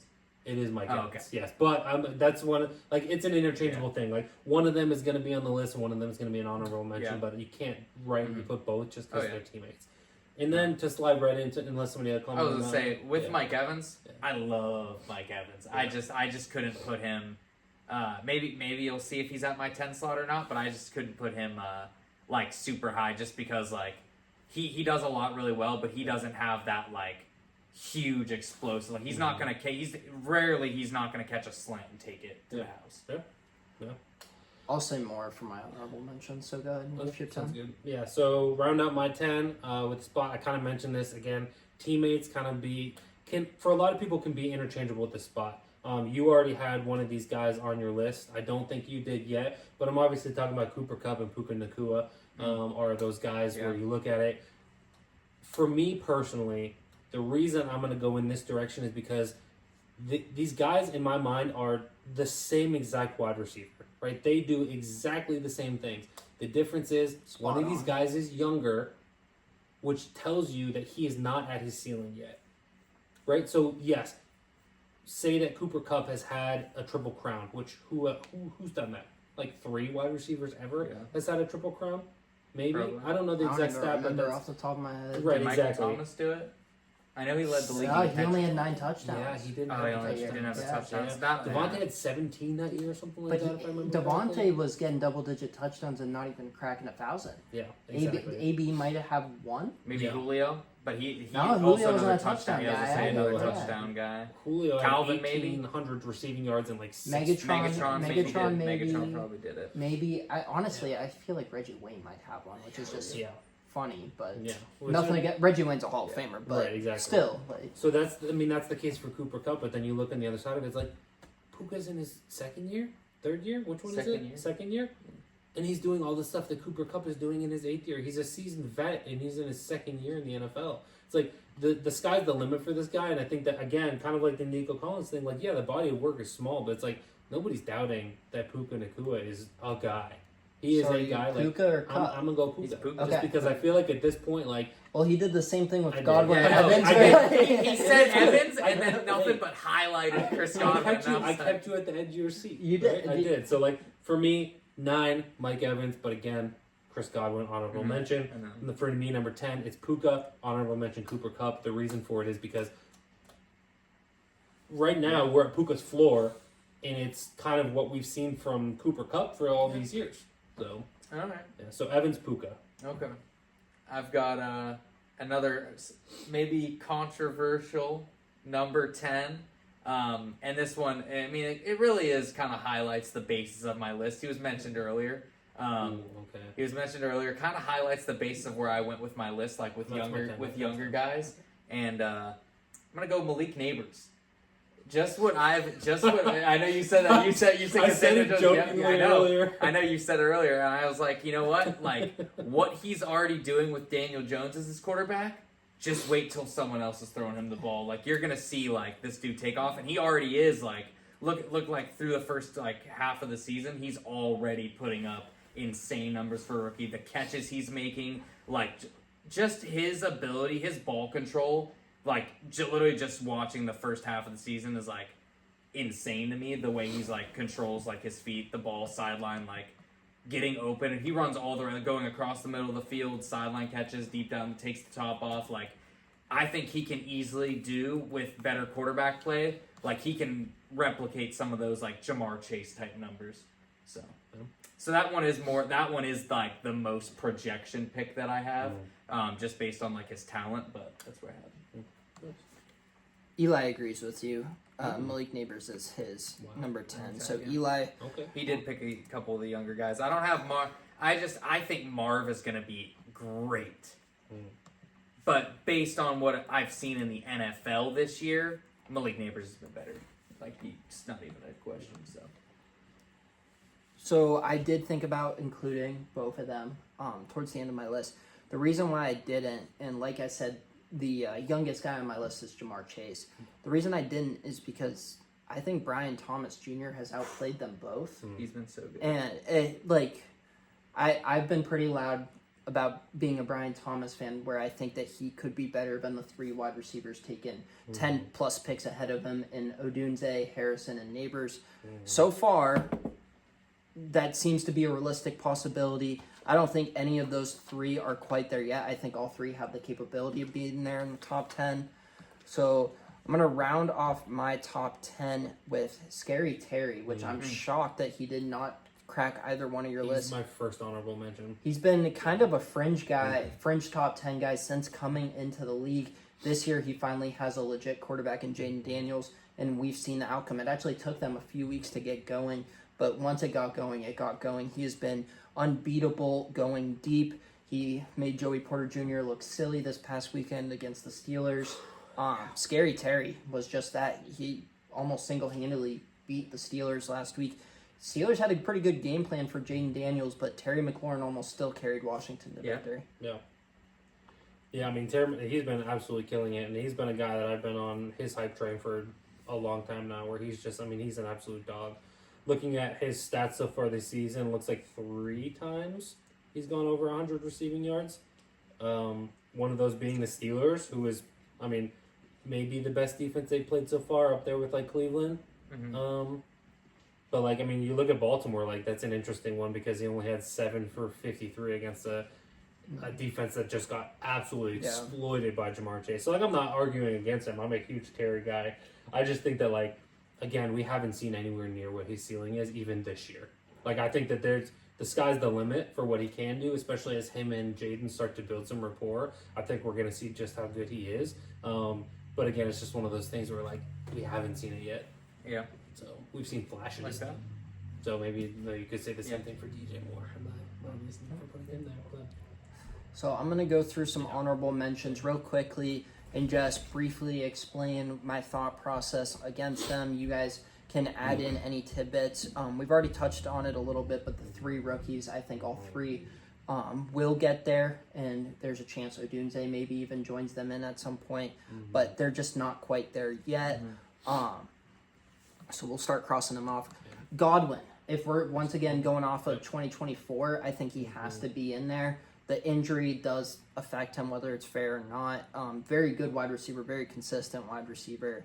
Mike Evans, I didn't include as well, just simply because, similar to what I said, I want a guy who can take the top of the defense. He does that well, but does he do it to the same level as these other guys? No.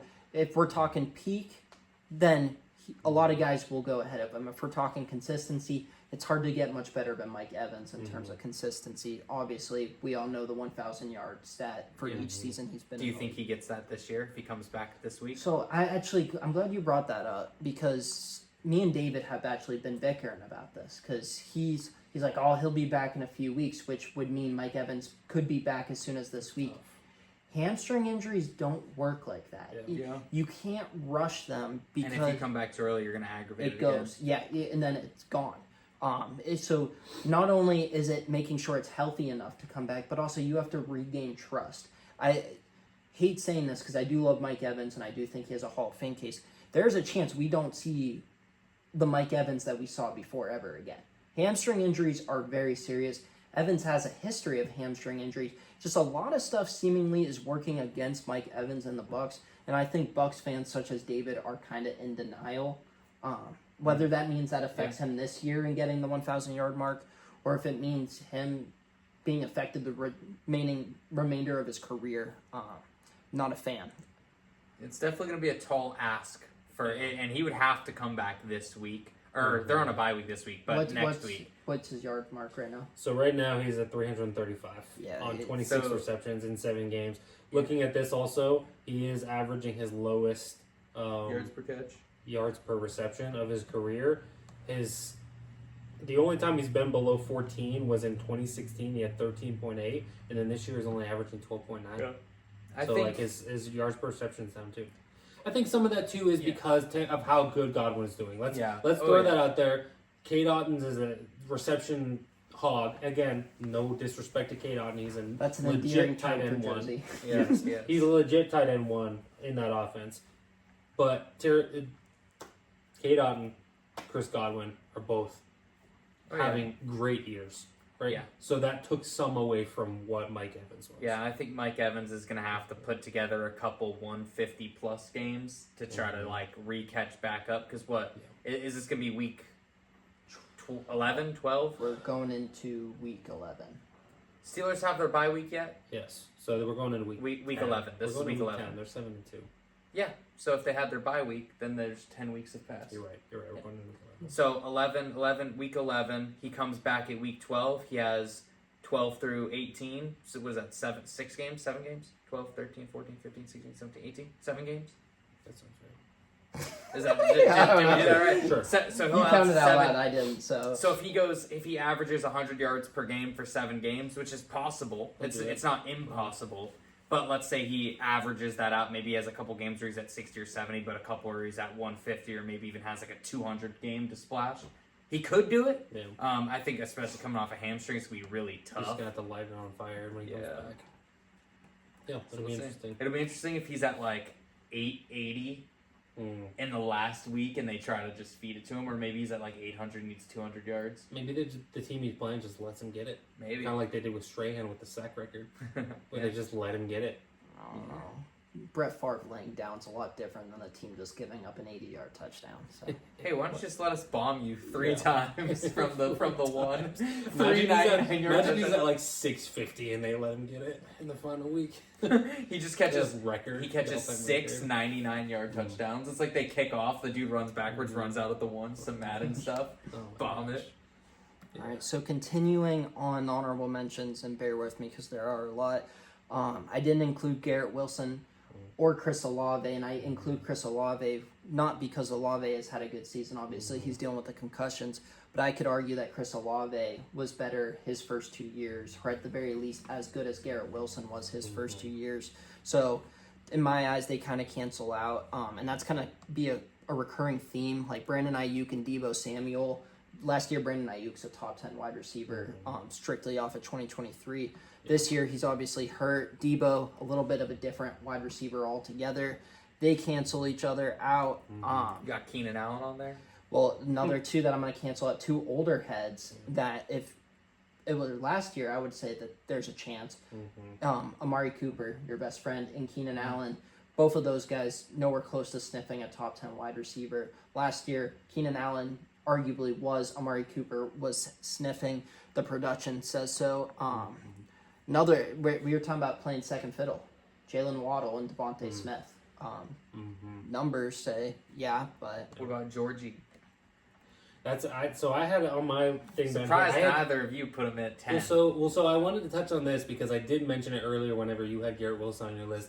I think that there's two guys that could potentially be like fringe guys, but like they just haven't done enough to prove it quite yet. And that's Garrett Wilson and that's George Pickens in my mind. I think that they're in the same tier of like the guys who could breach into that top tier, but like they just everybody knows that they're talented enough to be top 10. Yeah. But they just haven't done quite enough yet to break into that. I guess, and I'm going to point at my CD Lamb criticism. If George Pickens and CD Lamb switch places, George Pickens, I think, is a no question top 10 wide receiver. Why? Yeah. Because Dallas is throwing the ball to him every play. Yeah. And we're seeing those highlight catches routinely. Once again, I definitely was biased against younger guys. Zay Flowers, him, Drake London, Nico Collins. I think all those guys kind of fit where they're close, but just not quite there yet. You didn't mention DK yet. Nobody's mentioned DK. Dude, I have a lot. We can talk about DK now. Yeah, there's a lot of guys. Yeah, I mentioned 30 top 10 wide receivers. Yeah, So. I mentioned Jamar at the beginning, how I thought that there was meat still left on the bone.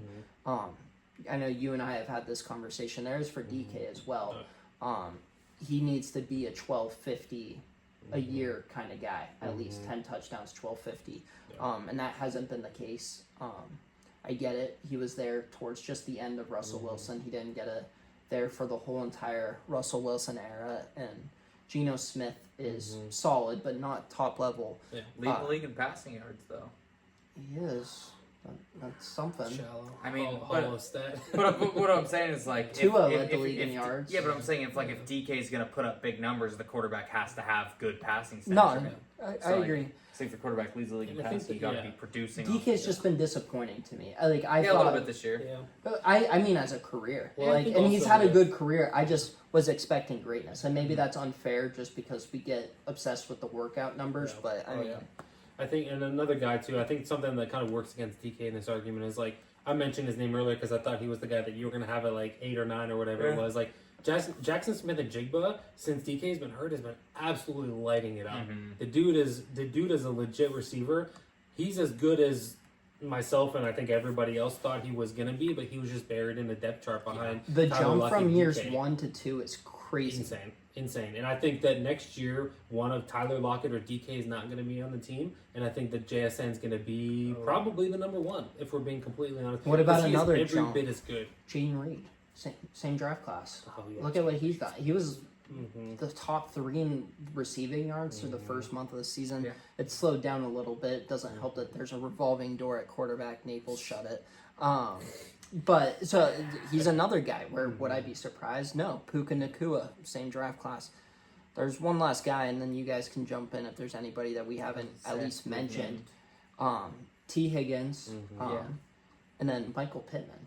For Michael Pittman, but look at the numbers. If we're the numbers say that he is that's most people's reactions. But if you want to go off like all he does is get targets, like he's like the only guy. He's been the only guy on the Colts, only guy, quote he's unquote. played with Matt Ryan though. He's He played with veteran quarterbacks that can throw the ball. I mean, if you look at this year, How look well at was the Matt Ryan throwing the football? He's Gardner throwing at Minshew, least. I like- mean, He's played with subpar quarterbacks, and he's put up numbers similar to the guys that we mentioned in our top 10. I don't think he is top 10, but I don't think even that think he's a number 2 on a lot of teams.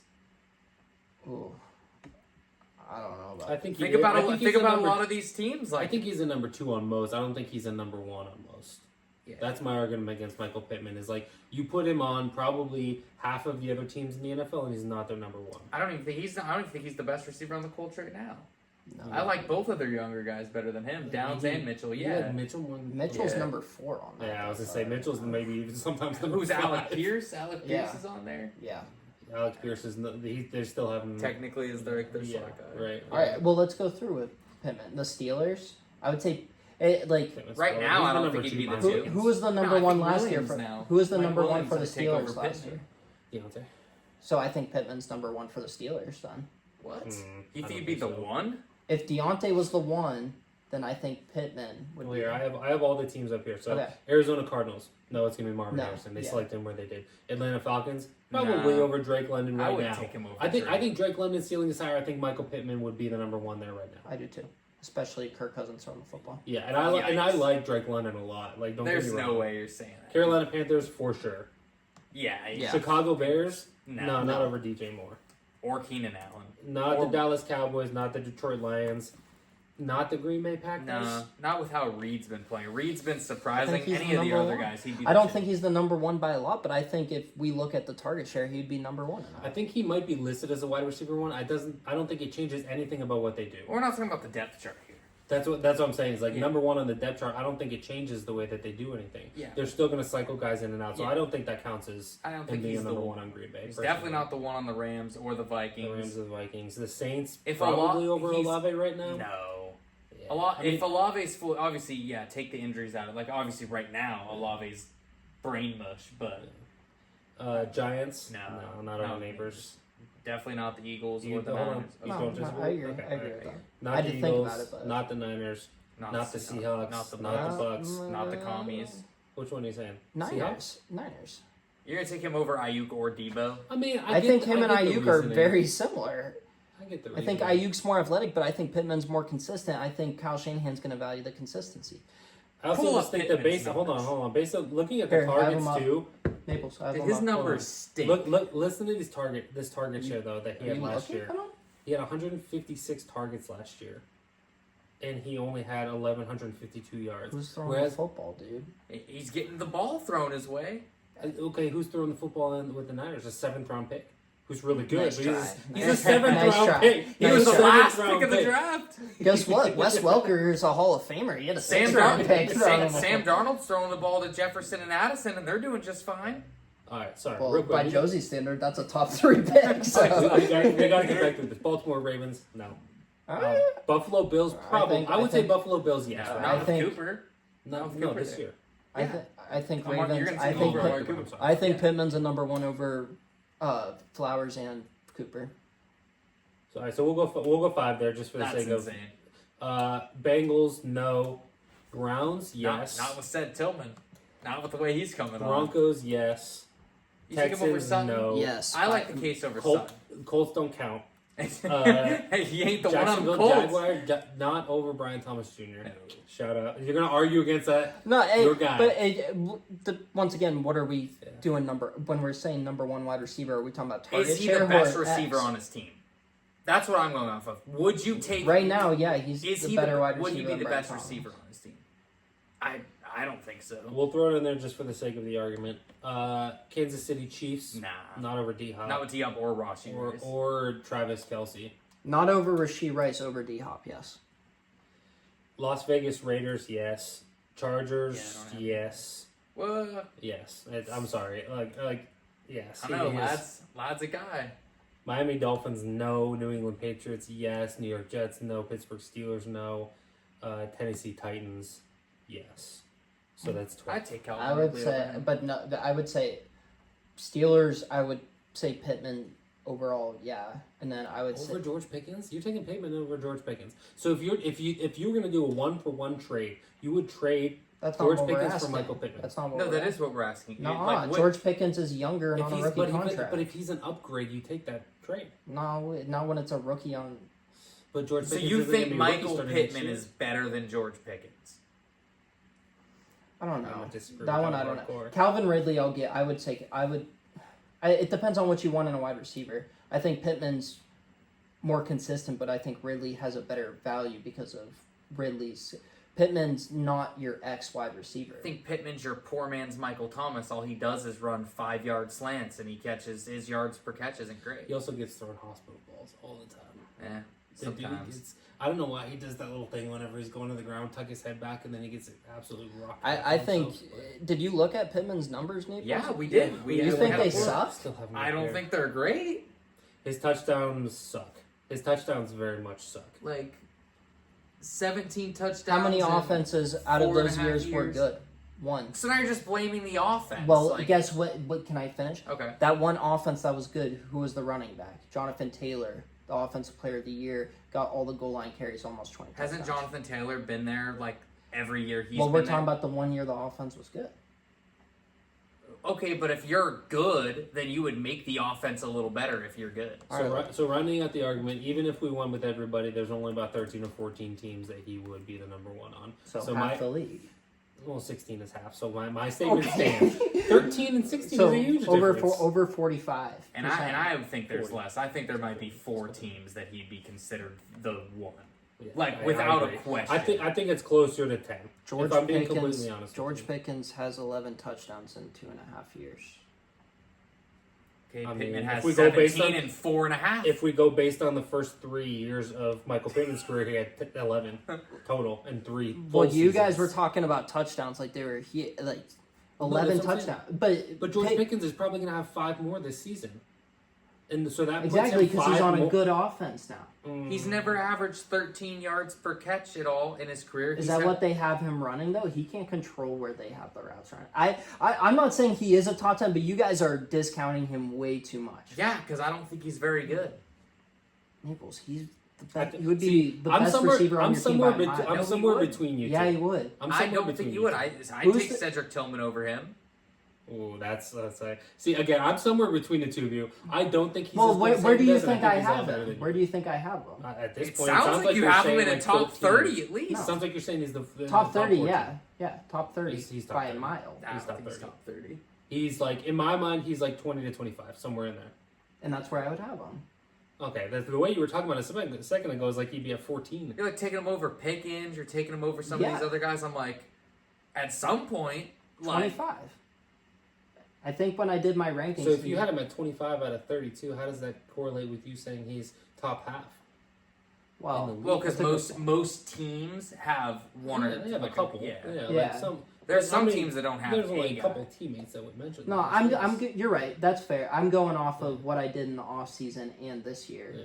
But he top 30 without Yeah, question. I would say top 30 is on. It's I'm gonna make It's inarguable. I'm gonna make a Michael Pittman who I'd take over Alright, him list and that- see what hey, number I our fall whole at. next episode is gonna be dedicated to where's Michael Pittman in the Michael tier Pittman, list? send me a jersey. Michael Pittman Jr. Sorry, not senior. Yes. We don't want the smoke. Seniors. There was something that happened That's a with him on big guy. social media where he was like, I don't know. He was a tough nosed running back. Yeah. Tampa. yeah. So shout out Alright. Pittman. I think we Shout out the proved, Pittman family. I think we proved our point. There are a lot of receivers in the NFL. And more coming. Yeah. Oh yeah. Yeah. Oh yeah. Buddy. Travis Hunter's coming. This is a running back. Is he draft, gonna though. play receiver? Yes, you can go back on. I our think he's episode gonna play. last No, year. I think he's gonna. The money. We'll summarize what I told Eli. It's if- only getting easier to play receiver. It's If not he getting plays easier to play corner, he's an idiot, and the people advise He's him. gonna try to play both, but I don't think NFL is gonna let him It play a can't- lot. yeah, He will play both sides of the ball in the NFL. He's not gonna play both sides the entire game. He might take 3 snaps this Yeah. season. Yeah, in my opinion. he'll take a few On snaps. He'll both do sides of the because ball. Dion. If you remember, Dion played receiver a few times. as a gadget Yeah, he player. played, Yeah, exactly. he played running back a little bit more. I feel Like, like think He- about their quarter sets, their Playoffs. dime sets, where they're just, hey, it's pat, everyone's back. Like he'll be out there. He'll be out there at least on the Hail Mary. Maybe, attempts. but does that what's the value in I that don't know. if you're a team? Like, all right, we're gonna throw you in when you're our best wide receiver on defense. Don't get hurt. Maybe they come out of halftime and they go, all right, for this drive, you're gonna man press their best receiver, tire him out. See, but then I know That's- we're getting into the argument that we I had don't know. last week, but then you're also looking at, okay, what happened with Antonio Brown? Whenever Antonio Brown was returning punts in the NFL, he was probably the best punt returner in the NFL. He became it's the just number not one. worth it. He became the number 1 wide receiver, and they took that away from him because he can't get Same thing. injured. Tyreek Hill even got taken off of returns. And he was the best. He was the It's most just not dynamic worth returner it. in the Yeah. league. Yeah. No, The Big 12 ain't the NFL. Yeah. And the market for That's a wide Caleb Williams. no, I agree. I don't No, think he should. the but I market think for a that- wide receiver is over 10 million higher than a cornerback right yeah. now and climbing it just and he'll be taken. higher if he plays receiver. I mean, he'll play Correct. receiver. Yeah. But either way, but Going off. Yeah. But all right, good episode, boys. Lots of wide receivers. Who's the number one college wide receiver right now? Tracy out of LSU. it The honestly, guy that comes to mind. like, are you talking about that's coming Coming out? out, or- coming. You're right, because I- you could bring up I was Jeremiah gonna say, Jeremiah Smith. Smith. Or, There's that guy at Alabama. That's really good. Williams I from think, Bama. is it at UNC or USC? There's a guy. He's like 6'5", runs like a 4.4. He's insane. He's got USC 99 has a he's got gadget 99 player speed coming on out. Yeah, have you seen him? Are you talking about college Zachariah football. Branch? No. He's not 6'5", but he's a No. gadget player who's No, like there's a no, guy who has no, 99 speed. I'm He's telling 6'5" you. on college football 25. interesting. It's insane. I forget who he was or what team he played for, but Well, good episode, boys. This has been the Second and Short podcast. Stay up to date on all of our social medias.